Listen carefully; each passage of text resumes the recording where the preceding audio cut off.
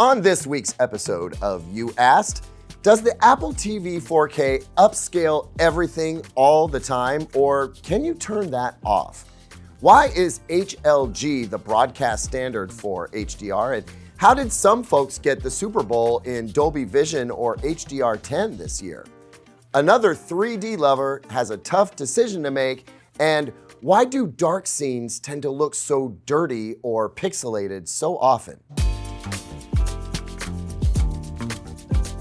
Welcome back, everyone. I'm Caleb Dennison, and this is You Asked, the show in which I answer questions you asked in hopes that I can help you and others with similar tech questions.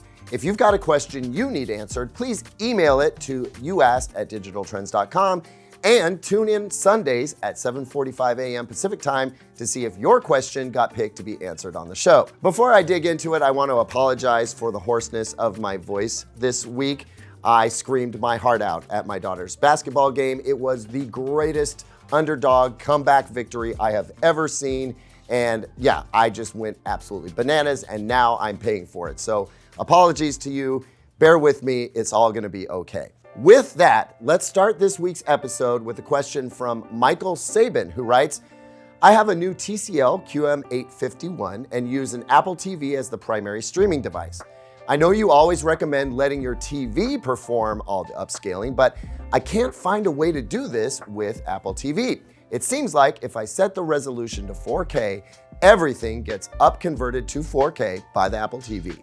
Do you know of a way to let Apple TV pass through the native resolution of the content? Hey, Michael, first off, thank you for being a loyal viewer. I can tell you're a loyal viewer because you know I'm always saying, let the TV do the upscaling. But you've discovered for yourself what I think a lot of folks don't know, and that is that the Apple TV 4K scales everything to the resolution that you select in the Format section of the video and audio settings menu. The Apple TV 4K does allow you to have the box pass along the signal with its original SDR, HDR, or Dolby Vision dynamic range format, and it will let you keep the original frame rate of the content, but the resolution of the signal will always be upconverted to whatever you set in the Format section of the settings menu, and in your case, that's 4K. Now, fortunately, the Apple TV 4K's built-in upscaler is pretty good, but if you wanted your TV to handle the upscaling of any non-4K native content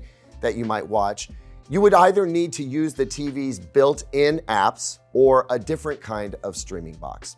I would not recommend trying to reduce the Apple TV 4K's video output resolution to match what you think the resolution of the content may be, because it's probably doing some kind of processing no matter what. Now, if you're just curious whether your TV is noticeably and appreciably better at upscaling stuff that you like to watch a lot, then you may want to do a little A/B comparison between the content in question as played through the Apple TV 4K versus the content played through the TV's built-in app. Keep in mind, though, that a lot of content that we watch has been upscaled by the streaming service that's streaming the content to you. So make sure that the content you use to compare in this A/B comparison is coming over as 480, 720, or 1080p. Also remember that the lower the resolution of the content, the harder the upscaling job. You're less likely to notice as much difference in 1080p content that gets upscaled to 4K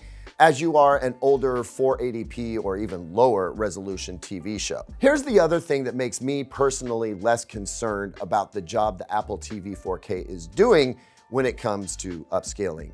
That conversion from a lower resolution to a higher resolution is just part of the processing needed to make a beautiful picture. The TV's processor will still try to clean up the image and get rid of macro blocking, for example. Anyway, let us know if you run the test and what the results were if you did.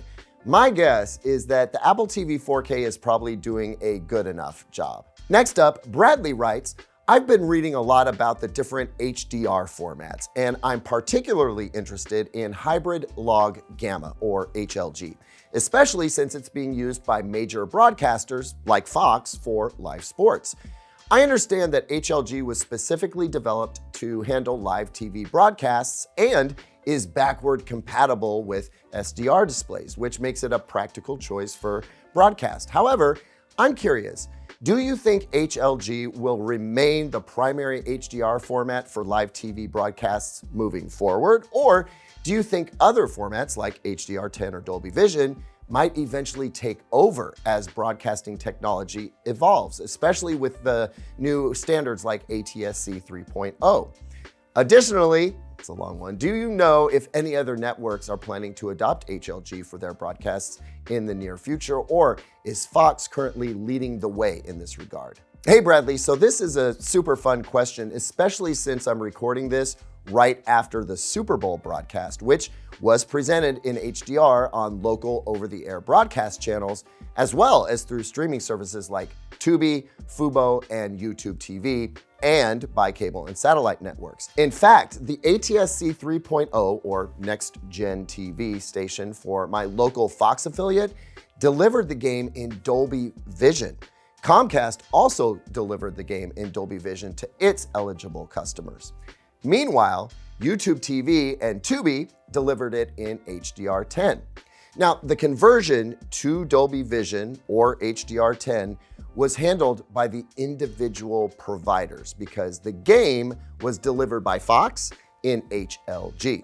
And you're right, the BBC and Japan's NHK co-developed HLG, or hybrid log gamma, specifically for live broadcasts. The problem with HDR formats like Dolby Vision and HDR10 is in the metadata. Now, it used to be that generating the metadata needed for those formats on the fly during a live broadcast was a technically impossible job. But clearly, we have cleared that hurdle since it was converted to at least some degree by individual providers. But the challenge that remains is that the metadata takes up bandwidth that some providers just can't accommodate. The other issue is that broadcasters need to be able to send out one signal that everyone can use. Not everyone can use an HDR-only signal. Not everyone can handle an HDR10 signal. So the beauty of HLG, well, it's in the name.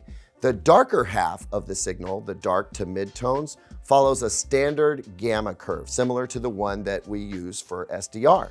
The brighter half of the signal, the highlights, follows a logarithmic curve, which better preserves highlight details in HDR. The darker to medium bright areas of the signal are static, which convert just fine for SDR, while the brighter areas use that logarithmic gamma curve that can be used by HDR TVs. So, for the foreseeable future, I think live broadcasts will stick with HLG. And then individual providers can decide if they want to upgrade that for their streams or cable delivery or ATSC 3.0 broadcasts, just like it was done for Super Bowl LIX. Now, I have a couple videos that I did from the Super Bowl 5 years ago where I interview the technical folks behind the HDR broadcasts from Fox Sports, and it sheds a little bit more light on this. Some of it is a little outdated, but most of it stands up today, so definitely check that out. Steve wrote in saying that the LG UF8500 that he bought in 2016 still works well and looks pretty good. They would love to get a TV with all the new features, but the thing that's making it tough to move on from their 9-year-old TV is that he likes using the 3D feature. Steve wonders if there are any secret 3D TVs out there that he doesn't know about and wonders how much longer this current LG might live on. Well, first of all, Steve, I'm happy to hear that your TV is still hanging on after 9 years. I think most of the folks in the comment section here would agree that even as far back as 2015, the life expectancy of a TV was already going down. So the fact that you got 9 years out of it already is pretty good. I honestly don't know how much longer it's gonna go for you. I'm afraid that when it quits, it's probably gonna be unexpected and kind of sudden. I think the best thing that you can do right now is just acknowledge that you got a great run out of this TV, and when it does die, just be ready to replace it. Now, I'm sorry to report that there are no 3D TVs being made right now, and I really don't think at-home 3D is coming back, at least not through TVs.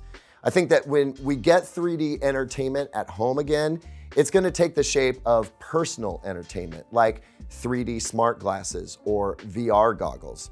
I will say that for as much as you may miss the 3D part of your TV, I think you're going to be thrilled with the upgrade that you'll enjoy to all the other elements of picture quality. We have come a long way since your TV came out. Another Stephen, this one from England, writes in hoping to understand an issue that I think a lot of folks experience. He says, I've been enjoying my 50-inch Sony Bravia X75WL, which is a decent enough entry-level model in the UK, but one area I've been having issues with is dark scenes and pixelation. Whenever I'm watching a program in SDR, I always notice a large amount of pixelation in low-lit scenes, whether it's in the background or even on people's clothing and hair. Daytime scenes, no hint of it at all, and the colors are amazing. But as soon as the lights dim, that pixelization rears its ugly head. I notice it with streaming and aerial-based services like Sky TV, whether it's in standard or high definition. The only time it does not appear is in HDR or Dolby Vision, especially in shows that you would expect it to be there, like Shogun, that has numerous low-lit scenes. Is this a problem with the TV and something that can be fixed with settings, or is it the source? And I'm worrying about a problem that just can't be fixed. So Steve, and anyone else who has noticed this, the issue is actually a combination of your TV's processor capabilities and the limited video signal information coming from the streaming service or broadcaster. Another way of putting that is that the signal that you're getting has been highly compressed to save bandwidth. And that lack of information can result in what you're calling pixelization, but we also call that macro blocking. Now, it's possible to see macro blocking like this in well-lit scenes as well. It's just that it's far more common in darker areas of the picture because you're hoping to see detail in an area that the compression algorithm deems unimportant. There's enough info in the signal to suggest something is there, but not enough information for a lower quality TV processor to make sense of it. Now, fancier TVs, newer fancier TVs with more advanced processors, well, this is just the sort of thing they tend to be better at handling. You only need that more advanced processing a small percentage of the time, but man, when you need it, you really need it. This is one of the better arguments, I think, in favor of buying a more premium TV. It seems to me like as content creators trend toward darker, moodier scenes, the more this issue tends to raise its ugly head. I think a more advanced TV processor, which you can now get from even mid-range TVs, would help, but the compressed nature of the content will always make this an issue that pops up from time to time. Are there any settings in your TV that can help out? Probably not in your case. There are digital noise filters and things like that that you can turn on, but my guess is that the processor in your TV is probably powerless to combat this issue. Does that mean it's time to upgrade?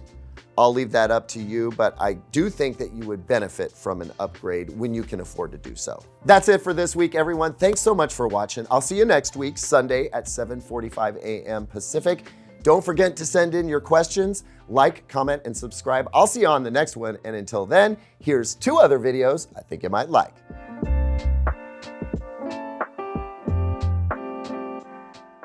All right, crossing fingers here.